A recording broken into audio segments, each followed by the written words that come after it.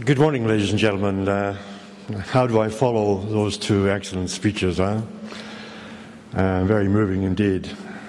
First of all, I'd like to say thank you very much to Helen and to PSR for organising this great symposium. I'm going to be discussing perhaps a couple of the most important aspects of Fukushima. One is the source term, actually what actually happened, what came out, and secondly, I'm going to make a stab at trying to estimate some of the health effects from the fallout from Fukushima. This is what I'm going to be discussing. I'm going to be looking at some photos of the disaster, some maps of the fallout dispersion, some of the chat about some of the source terms, although there's quite a lot of question about them. And then I'm going to be going on to health effects, initial health effects, which we're already seeing, and what to expect in the future. And then I'm going to finish with collective doses. Yesterday afternoon, David Bremner came and talked about the importance of population doses. That's the same thing as collective doses. This is the earthquake in March 2011. I'm going to run some, we've seen some of these before. This is Fukushima Daiichi. This is the tsunami hitting Fukushima. That's been seen before. This one hasn't. This shows the height of the surge, over 130 feet high, hitting the seawall. And this shows the water surging through the plant. This is about 30 feet high, the water wall going through. These are photographs of the interior of the plant, showing the water, particularly in the bottom three slides, D, E, and F, submerging important equipment. On March the 12th, there was an explosion at Unit 1. And 2 days later, March the 14th, an explosion at Unit 3. You can see it's quite different from the explosion. I'll just point out here, this debris here is huge. And in a future slide, I'll show you what the effect is of this massive amount of debris going up. The next thing is that on March the 15th, and this is not really very clear, TEPCO do their best to try and hide this, but about just shortly after 6 o'clock in the morning, Japanese time, there was a quote-unquote explosive event in the fuel pond at Unit 2, and that was followed seconds later by another explosive event in the spent fuel pond at Unit 4. So these two events on the 15th were very, very intimately connected, and we don't know the reason why yet. And then the next day, on March the 16th, again, early in the morning, there was a major explosion at Unit 4, that's the fuel pond. Those two explosions on the 15th and 16th were not videotaped because it was dark and there was no TV crews actually taking footage at the time. Just give us a timeline of the various explosions. I should say, and I would sort of reflect what Arne Gunnarsson said, that there's a lot of questions yet. Many emissions and high radiation levels which are still unexplained. We're still, only 2 years after the accident, we're still piecing things together.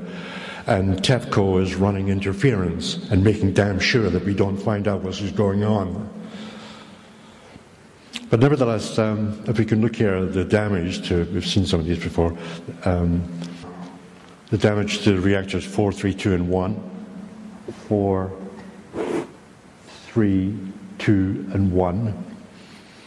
And going on from the top, these are the reactors 3, 2, and 1. 3, 2, and 1. And you can see here These holes and the turbine holes are a result of the falling debris from the reactor. These are huge holes, about 20, 30 feet in diameter, which means that big chunks of the reactor and or fuel pond went straight up into the air. And yes, you heard yesterday Arne Gundersen say that he thought that perhaps there was a criticality involved, but that was a minority view. Well, I share that view. It doesn't matter if it's a minority. There's quite a bit of evidence suggesting that something more than a hydrogen explosion took place. Of course, the officials, TEPCO and the Japanese government agencies deny it. But there's far too much plutonium and uranium lying around the rest of Fukushima for there not to have been a criticality accident, event, I should say. So we'll see in future what actually happens. Again, more damage from to reactors 4 and reactor 3. So just to recap what happened. There was at least four explosions in the reactors at units 1, 2, and 3, and in the spent fuel pond at unit 4. There was overheating in the 4 spent fuel ponds, and there was a fire in unit 4. There were core marathons in units 1, 2, and 3, and we don't really know where the melted fuel is. It's probably the basements of the 1, 2, and 3, but we're not absolutely sure. Many workers suffered very high radiation levels, 250 millisieverts plus. Big evacuations as well. We'll go on to that. About 12,000, putting some numbers, 12,000 workers were exposed. About 100,000 people were evacuated. Lots of contamination of food and water. And about 8% of Japan's surface area was contaminated. These are the evacuation areas, they're color-coded so you can follow them. I think that rather than me discussing this in great detail, if you want to, you can download this, or you'll be given copies of it so you can study it at your leisure. But the pink, the green, and the purple areas all had different parameters about when and the numbers of people who were evacuated. Here again, more precise data about evacuation numbers and zones. This is a photograph, an image from surveys done by U.S. military, basically, of helicopters about 100 meters above surface, measuring cesium levels, both 134 and 137. And you can see here a distinct horseshoe-shaped pattern of deposition from the plumes at Fukushima. Also, you can see there's quite a lot of population centers. These are the purple-colored areas. Here. These are high population areas. You say, well, why are you mentioning population areas?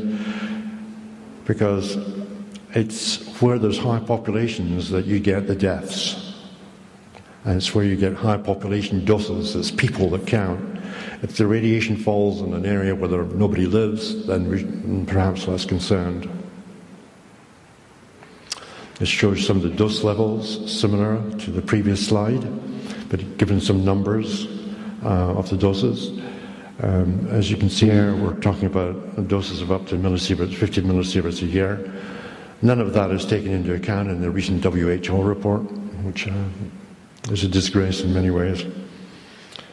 But going on, this slide is on its side. I couldn't for the life of me get it to go up and down, north and south, but can you imagine, this is the curve here of that I showed you before, the horse-shaped shape. Now this here is Greater Tokyo, a population of 35 million or so. And you can see that parts of Tokyo were contaminated. Now, even if the population of Tokyo only got an average dose of a millisievert, say, that's still a huge dose in terms of the population doses. 30,000 person sieverts is very large indeed. Just going on. It wasn't just Japan, it was the rest of the world. And this shows you the contamination as measured by Stoll and his associates in Norway. Stoll he's an important person for you to try and remember his name, S-T-O-H-L. They used data from the Comprehensive Test Ban Treaty Organization measurement stations throughout the world. Makes me wonder why it didn't occur with Chernobyl, but anyway, they did it for Fukushima, and you can see the deposition throughout the rest of the world. Essentially, what this slide shows is that every single one of us has bought a reverse lottery ticket. Do you remember what David Brenner said yesterday about the fact that if you're spreading very small doses over a large population, it's basically a reverse lottery ticket. And like a real lottery ticket, some people are going to get it. Some either with an ordinary lottery ticket, you won the jackpot, but with a reverse lottery ticket, you die. We don't know who it is, and the risk could be, individual risks could be very small, but people will die. And that's why collective doses are really important to measure. We live in a society, in a capitalist society, where we value individual freedoms and individual rights and individual doses and put a lot of emphasis on it. Yeah, okay, but collective doses are important too. So if you pick up nothing else from this conference, please try and remember that we should emphasize collective doses. And I'll give you another reason why, and that is that the World Health Organization and UNSCARE and IEA are all trying to downplay collective doses. Your response? Pick it up. Right? It's important. The next slide is again by Stoll. It's not very clear, but it's the best I've got. This is Japan again here. And you can see that most of the cesium fell on the sea on the Pacific Ocean. Yeah.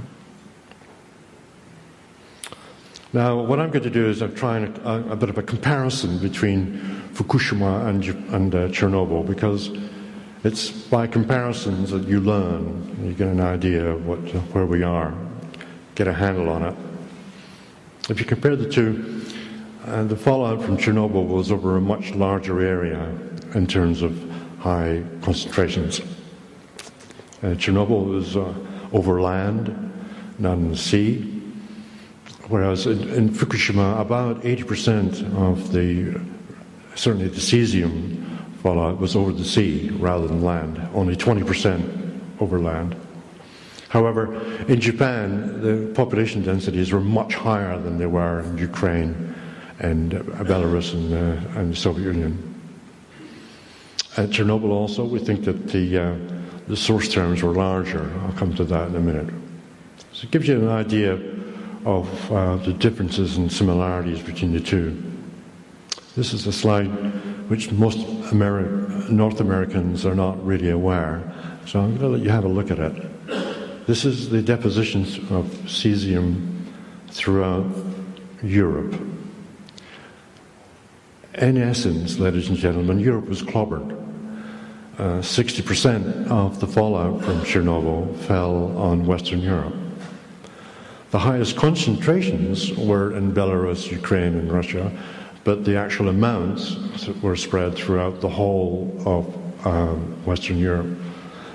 There's one slightly funny aspect in that, and that is if you look at France here, La Belle France, the French government announced that the Chernobyl fallout couldn't possibly land in France. It was the trouble. We can laugh at it now, but at the time they took it seriously. I kid you not. And when this data came out, they were the result was that a number of cabinet ministers had to resign. I kid you not. And another thing is that, for those people who are students of irony, so to speak, is if you look at the UK, the highest doses that fell out from the plume fell on Sellafield. It was quite funny. But just going on a little bit, I'm going to look now at this area here in the next slide. This is it here, and this is Chernobyl, and you can see the concentrations which fell. These are high concentrations in the immediate area. Now the next slide is going to be a bit of a shocker, but I hope you'll take it on the chin. I've superimposed here Fukushima on top of the map that I showed you previously. It was the same scales, and the colors are roughly again to the same scale, so it gives you an idea of the respective sizes of the fallouts. Now, you're not just to take away from that Fukushima is not important. Of course it is. It's very serious indeed. It's just that Chernobyl was a catastrophe. And I use the word advisedly. Alexei used the word, and I totally agree. It was and is a catastrophe for the rest of Europe. And Japan's got its own one now. I'm not minimizing Japan at all, Fukushima at all. It's just that in the scale of things, oh, geez, Chernobyl was and is very bad. And I'm going to talk now a little bit about the source term. It's quite debatable. The most important nuclides are cesium from Fukushima.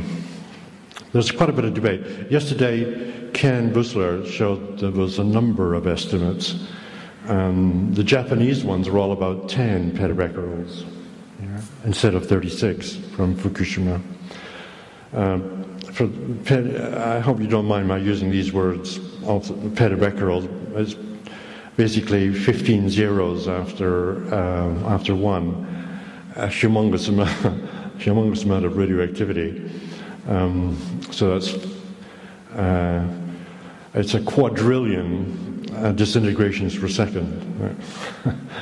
It's pretty large. But anyway, if you look at the two cesium numbers here, they're 3.5 times what all the other official Japanese estimates were. But I don't believe the Japanese official estimates. I don't trust them 1 inch.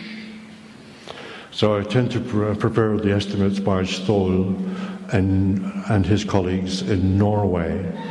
Now you may say, well, why do you believe, and that's from the Norwegian Radiation Protection Agency, well, why do you believe them? Well, Norway doesn't have any nuclear power stations. Okay, very important. And also, if you look at the Stoll didn't measure iodine, unfortunately. Here. And so I had to go for another data source, and I used the Austrian Environment Protection Agency data. Why did I use Austria? There's no nuclear power station in Austria. One of the things I've learned, I've been in this area for a long time, and one of the things I've found out, any country that's got nuclear power in it, the information data sources are contaminated.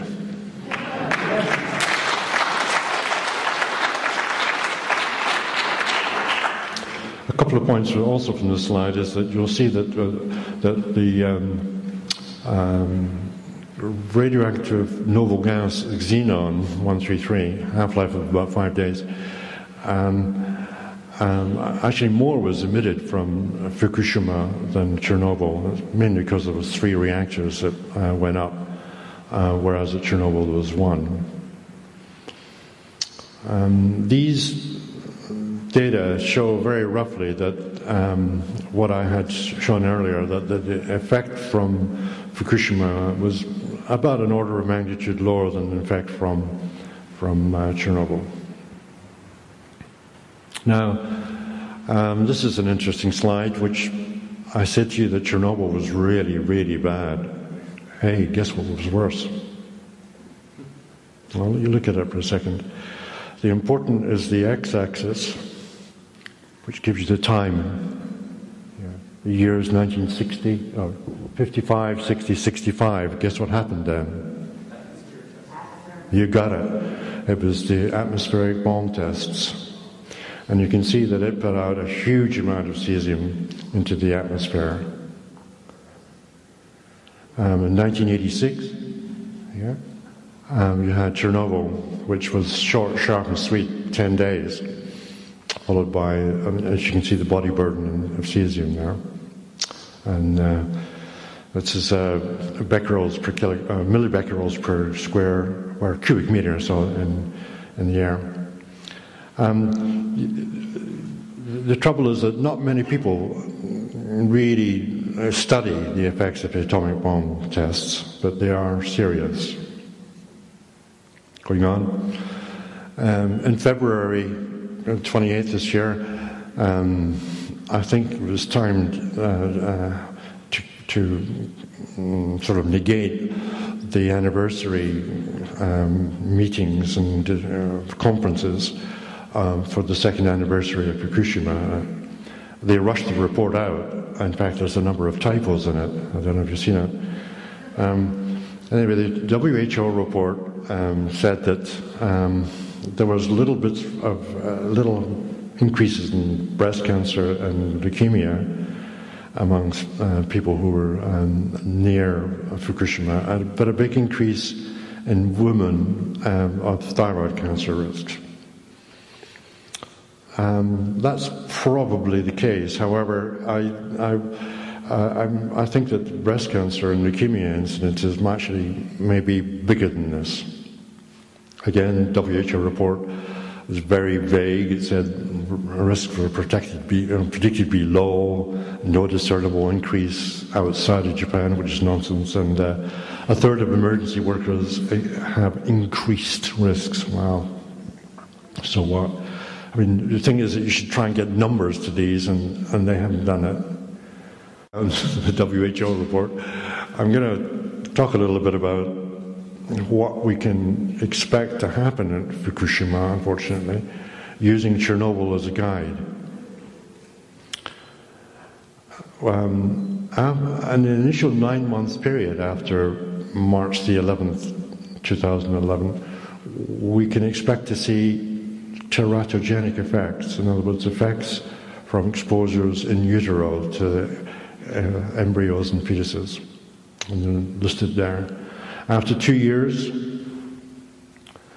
we expect to see leukemias increasing in adults, but they are really hard to pick up because leukemia is a relatively rare disease. After 4 years, we expect to see increases in thyroid cancers coming along, and after 10 years, solid cancers and various other effects, particularly cardiovascular effects. That's what we expect to see in that timeline.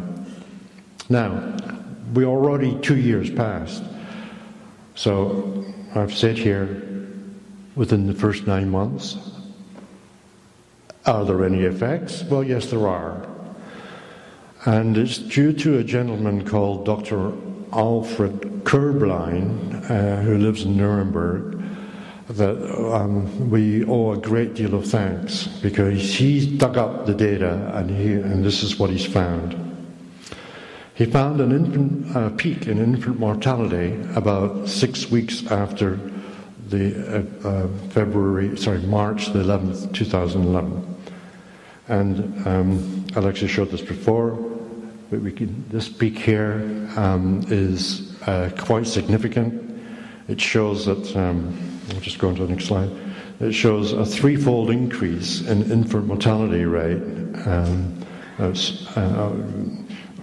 which is statistically significant. Instead of the observed rate was about 9 per 1,000, and the expected was about 3, so a 3-fold increase.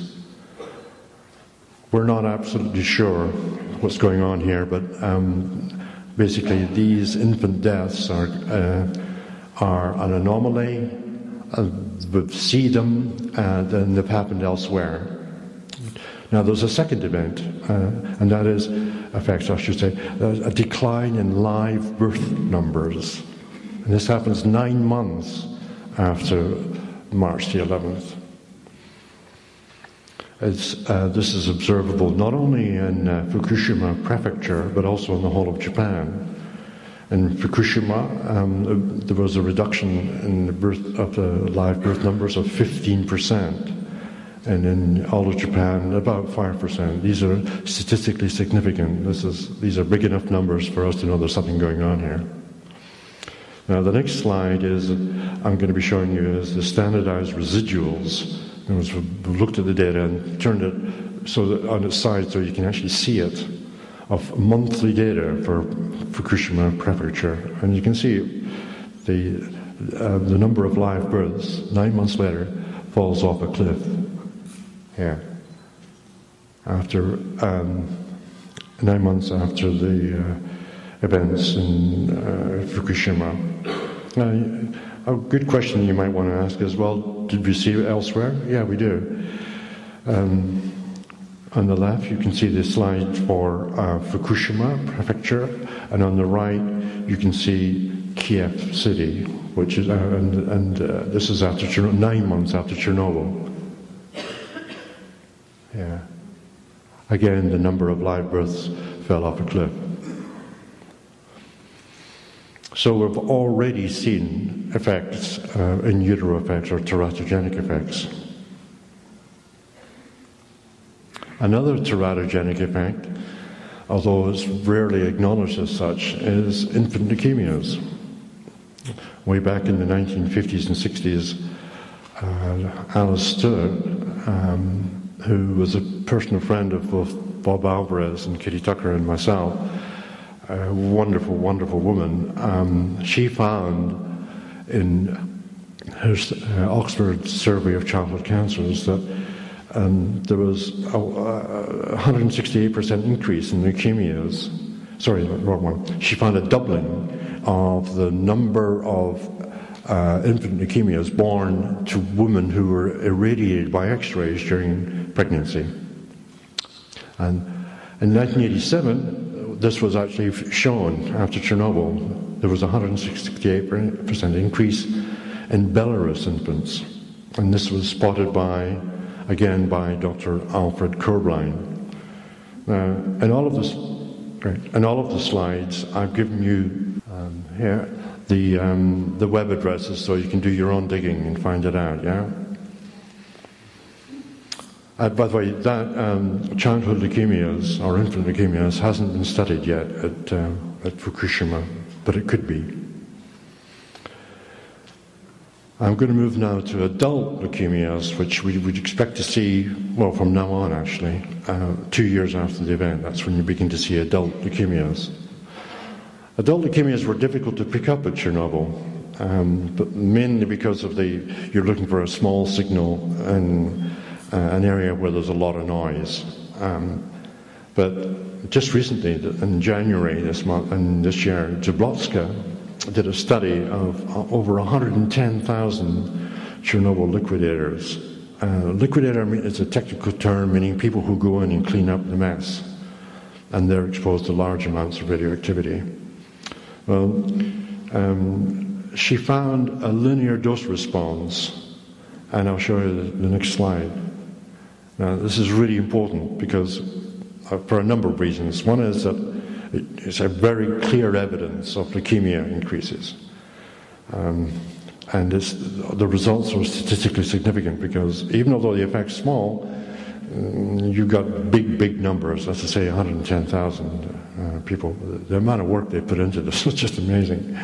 Looking at case records for 110,000 people, it takes a long time.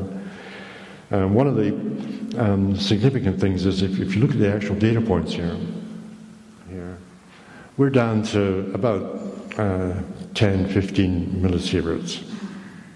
So whenever anybody tells you, oh, there's no effects from radiation below 100 millisieverts, well, I'm going to pile a crock of S, basically. Look at this stuff here.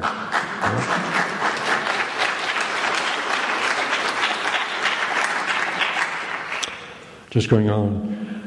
Now, one of the things that we would expect after about 4 or 5 years are increases in thyroid cancer. Already, we've seen increases in cysts and nodules in children in Fukushima last year and this year. I've double-checked this with a number of scientists, what the significance of this, and I have to say that there's conflicting results, and it's basically hard to say what's actually going on here. All I can say is that, and this is the important thing, from Chernobyl, after 4 years, we're going to see increases in thyroid cancers. That's the key thing. Maybe not as much as, thankfully, as at Chernobyl for this reason.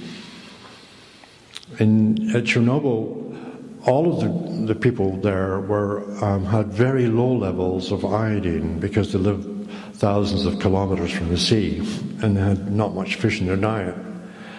Whereas in Japan, all of the people live very near the sea and they all have very rich diets in fish and seaweed.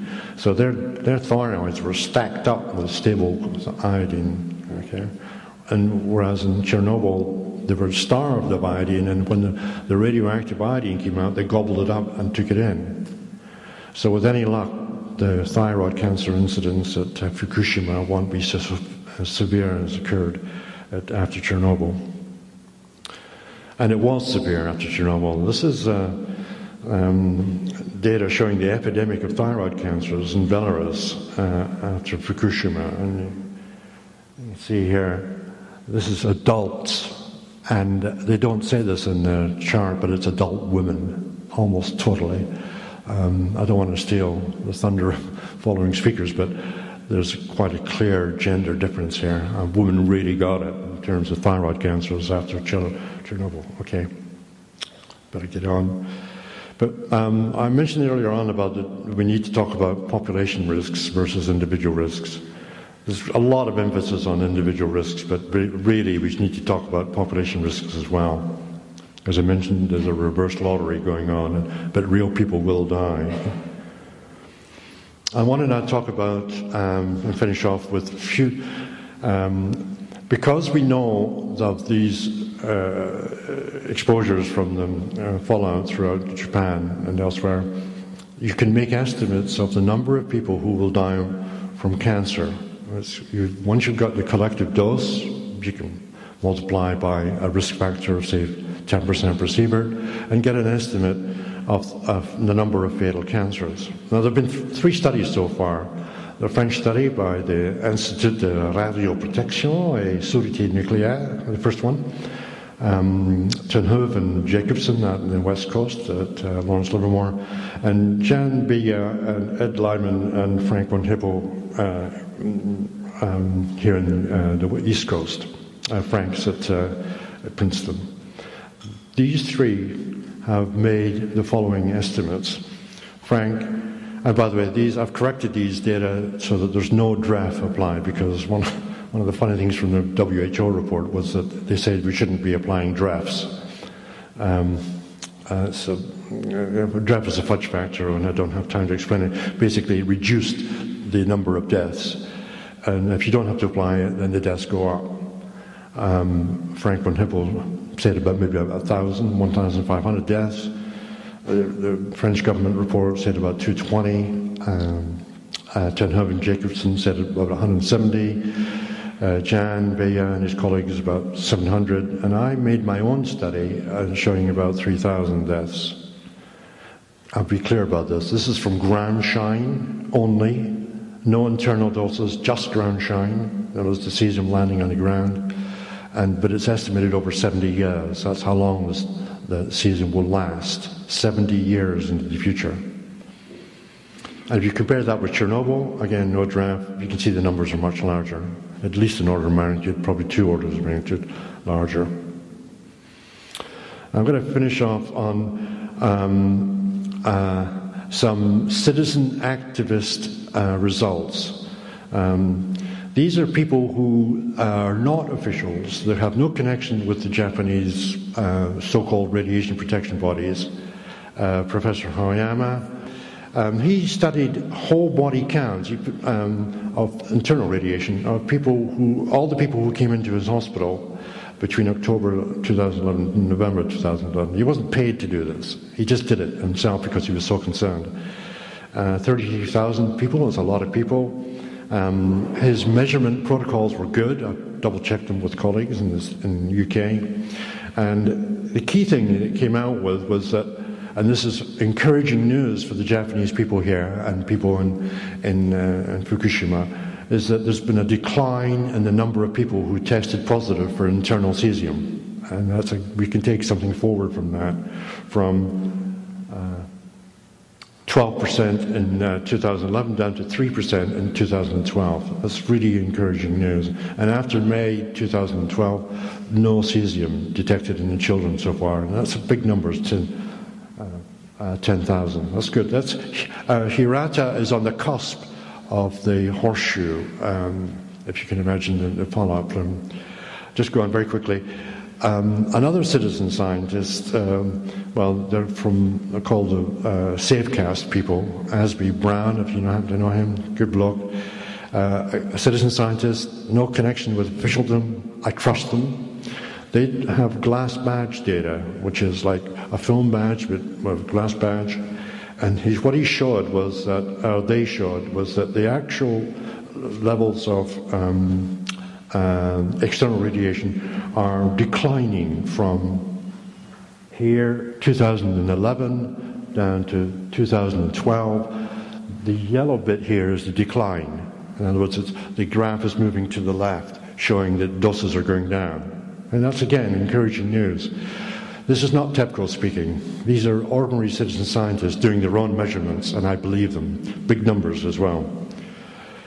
I haven't talked about internal radiation in terms of food here, but it's really encouraging that there's no fish allowed to be, all the fishing has been stopped. Big demonstrations, which is great. I'd like to finish off by saying that this is the words of George Santayana, a philosopher who said that governments and people who are unable to learn from history are condemned to repeat it. My thanks to these scientists. This has been a collaborative effort by a number of scientists, particularly Alfred Corbline, who we all owe a great deal of thanks. I noticed yesterday that there were a lot of questions, and oftentimes they weren't really satisfactorily answered because of time. Can I point you to a bit of a shameless plug here, but to my website, which does have answers on collective doses of Fukushima, why WHO and UNSEER are wrong to try and discredit population doses, the new EPI studies, big studies showing risks at small doses, why we should still continue using LNT, and the lot of evidence on the below 100 millisieverts. This is what it's all about. Kids are taking the brunt of Fukushima. Our hearts go out to them. Thanks.